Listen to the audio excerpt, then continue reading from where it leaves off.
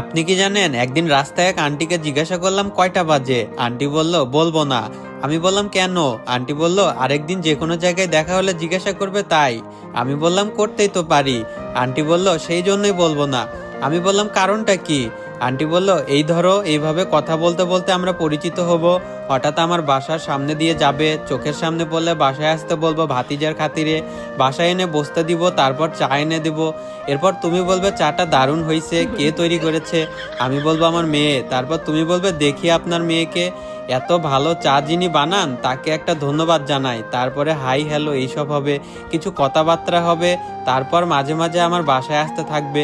একসময় ভালোবাসা হবে, তোমার মিষ্টি কথায় আমার মেয়ে তোমার প্রেমেও পড়তে পারে। একসময় বিয়ের জন্য প্রস্তুত হবে, আমার কাছে আমার মেয়েকে চাইতে আসবে। তারপর আমার মেয়ে বলবে আম্মু রাজি হয়ে যাও। বলো তো আমি তখন কি চিন্তা করব?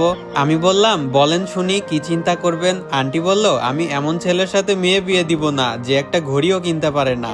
এটা শোনা মাত্র তো আমি বেহুশ।